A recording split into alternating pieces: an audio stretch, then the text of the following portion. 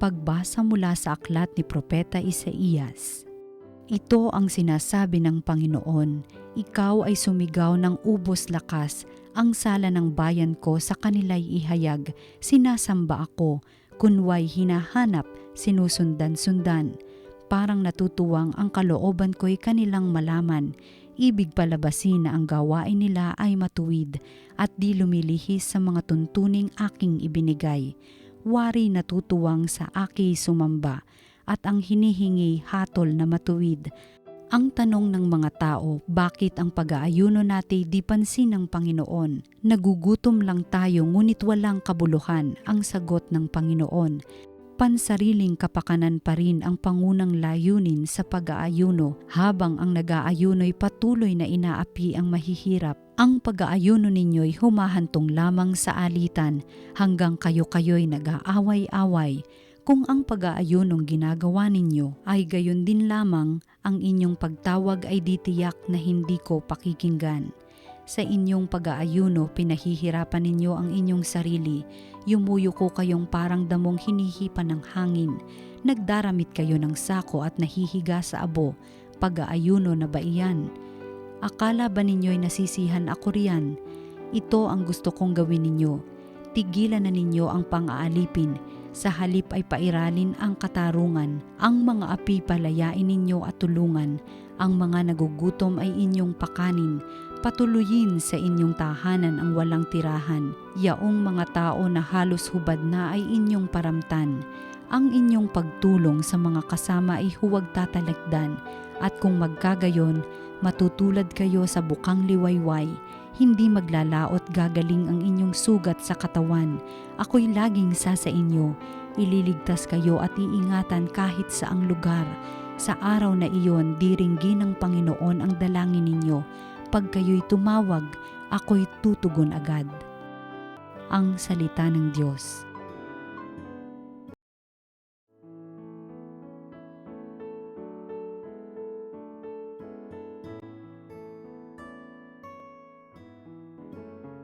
Diyos ko, iyong tinatanggap pakumbaba't pusong tapat.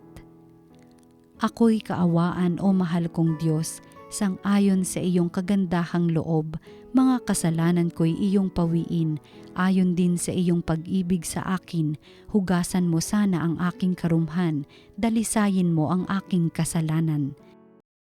Diyos ko, iyong tinatanggap pakumbaba't pusong tapat. Ang pagsalangsang ko ay kinikilala, laging nasa isip ko at alaala. Sa iyo lang ako nagkasalang tunay, ang nagawa ko'y di mo nagustuhan. Diyos ko, iyong tinatanggap pakumbaba't pusong tapat. Hindi mo na nais ang mga panghandog, sa haing sinunog di ka nalulugod. Ang handog ko, o Diyos, na karapat-dapat ay ang pakumbaba't pusong mapagtapat. Diyos ko, iyong tinatanggap pakumbaba't pusong tapat.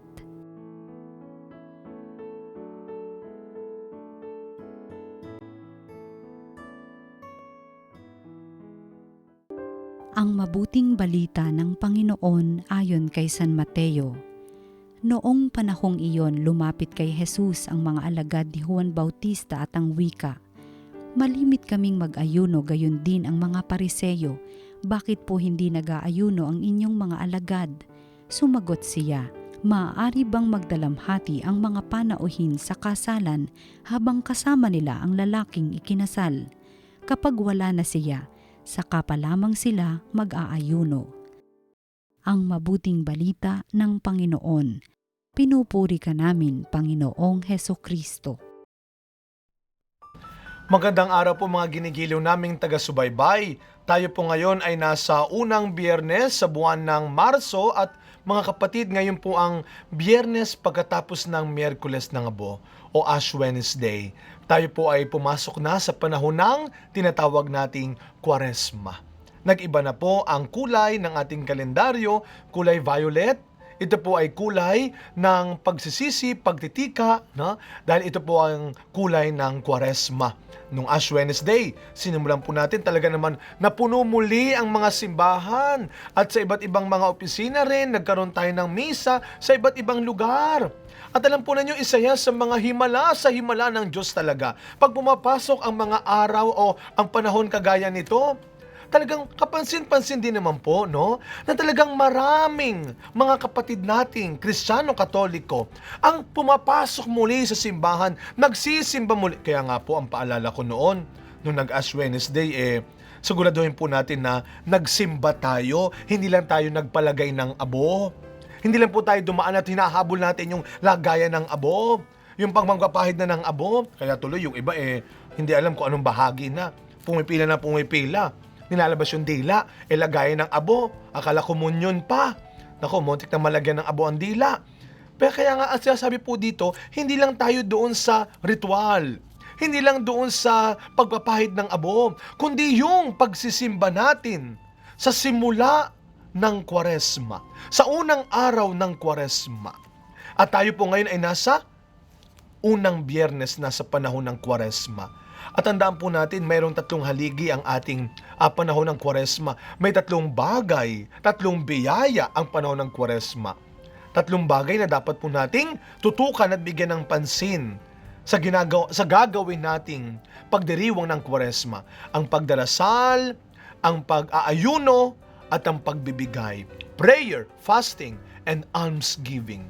At sa araw na ito mga kapatid, yung pangalawa ang binibigyang pansin sa ating ebanghelyo, ang pag-aayuno. Ano po bang sinasabi ng ating simbahan? Sino mga dapat mag-ayuno? Kailan tayo dapat mag-ayuno? No, tandaan po natin, no? Ang fasting ay para po sa mga may edad na 18 hanggang 60. 18 to 60 years old. Naku, kaya naman yung mga kapatid nating senior citizen, sabi nila, "Hi, salamat, excuse na kami." Alam nyo, sa totoo lang, hindi po. Kapansin-pansin po na yung mga kapatid natin na legal ng excuse ay gumagawa pa rin ng pag-aayuno. Samantalang tayo ay medyo kuminsan, palihim, patago pa rin na lumalabag sa ating gawain ng pag-aayuno. Hindi pagkain ng karne, ng taba, ng baboy. 18 to 60 years old, kailan po gagawin? Nung Ash Wednesday, dapat po ay nag-ayuno tayo. At kailan pa yung susunod? Sa Good Friday. Kaya mga kapatid, mahalaga ito kahit nung panahon ng ating Panginoon, ang pag-aayuno ay napakahalaga. Kaya nga, ano po ang sinabi ng mga alagad ni Juan? Nang makita niya ang kanyang mga alagad na hindi nag-aayuno, lumapit sila kay Kristo at ang sabi nila, "Bakit kami at ang mga Pariseyo ay nag-aayuno, samantalang ang mga alagad mo hindi nag-aayuno?" Ano ang sagot ng ating Panginoon? Matalinghaga na naman. Sabi niya, dapat bang mag-ayuno ang mga panauhin habang nandun pa ang ikinasal? Darating ang araw kapag wala na ang ikinasal at saka sila mag-aayuno. Mahalaga po yung kasal. Alam niyo po, ang kasal sa lumang tipan ay simbolo na ginagamit sa paglalarawan ng relasyon ng Diyos, ni Yahweh at ng kanyang bayang Israel. At sa bagong tipan, ginamit naman ni Pablo ang imahen ng kasal sa paglalarawan sa relasyon ni Kristo at ng simbahan. Ang Diyos at ang simbahan, ang Diyos at ang tao. Ito ang mahalaga. Ang relasyon, hindi lamang po yung ating mga sakripisyo at pag-aayuno. Kaya nga po, pag sinabi natin kasing ayuno, hindi tayo kakain ng, by the way, ang fasting po, hindi lang naman sa, hindi pagkain ng karne, ng baboy. Pag sinabing fasting, no, nasa isip natin, hindi pwede, bawal, no? Kala natin, hindi pwedeng kumain nun. Hindi pwedeng kasi pag pumahal na araw o Kwaresma, may mga binabawasan tayo. Wala masyadong bulaklak o walang bulaklak sa altar. May mga tinatanggal na awit sa misa, walang papuri, walang aleluya. Diba? May mga tinatanggal tayo. Pero mga kapatid, tandaan natin ang sabi ni Kristo, itinaas-taas niya yung kahulugan. Ang tunay na diwa ng pag-aayuno ay hindi lamang tungkol sa pagkain na hindi natin dapat kainin. Ngunit, ang relasyon pa rin natin higit sa lahat sa Diyos. Kaya nga, ngayong panahon ng Kwaresma, ano yung biyayang ibinibigay po sa ating lahat? Mapapansin po ninyo yan. Ngayong Kwaresma, humahaba ang pila sa kumpisalan. Dumadami ang mga nagsisimba lalo na sa mahal na araw. Ano po yung biyaya nito? Muling nakakaalala ang tao. At salamat sa Diyos, naaalala pa rin natin na siya pa rin ang tunay nating kailangan, ang relasyon natin sa Diyos. Kaya ito po ang ating pahalagahan. Ngayong Kwaresma, ito ang pinagtitibay natin. Ito po ang pinapalalim natin, ang relasyon natin sa Diyos. Habang tayo ay nandito pa. Ito ang ipinagdiriwang din natin. Baka naman nag-aayuno tayo, nag-aaway-away pa rin tayo. Ano ba yung mga hindi lang pagkain? Hindi lang yung mga bagay, hindi lang yung kanta, hindi lamang yung kulay, hindi lamang po yung bulaklak. Ano pa ang dapat nating tanggalin? Yung mga bagay na sumisira sa relasyon natin. Yan po ang ating tanggalin.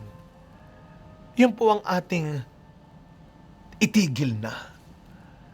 Sana mga kapatid, ngayong Kwaresma, habang pinapalalim natin ang relasyon natin sa Diyos sa pag-aatin ng mga recollection, Lenten recollection sa inyong mga parokya, sa opisina, ng mga kumpisalang bayan, at sa mahal na araw na gagawin po natin, napakabilis ang panahon, ilang linggo lang po ito, mahal na araw na Holy Week.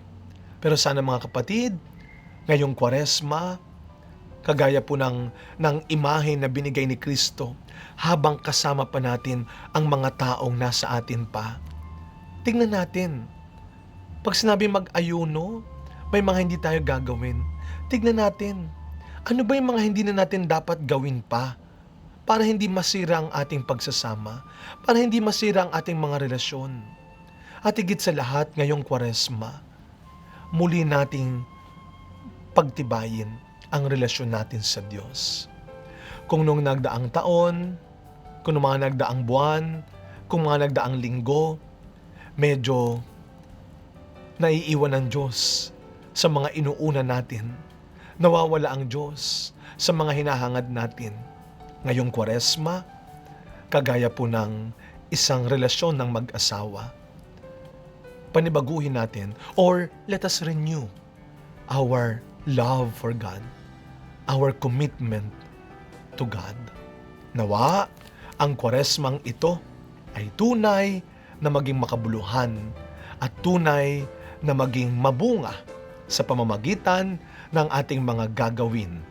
Hindi lamang sa pagdarasal, hindi lamang sa pag-aayuno, hindi lamang sa pagbibigay, ngunit higit sa lahat, ang ating pananampalataya. Ito ang tunay na kahulugan ng Kwaresma. Ang muli nating buhayin, muli nating palalimin ang pananampalataya. Ang Kwaresma ay pagpapalalim at pagpapatibay pa ng ating pananampalataya. Amen.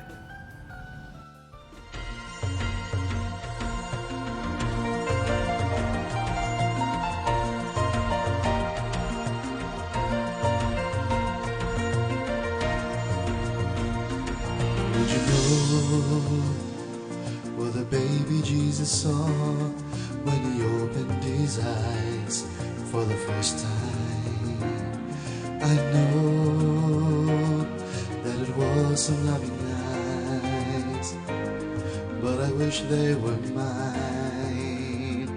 We could only imagine what happened on his birth, all alone and unwelcome.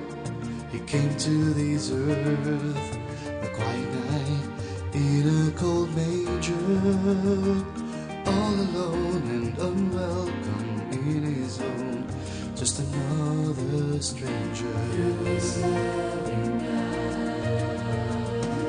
Did you know what the dying Jesus saw when he closed his eyes for the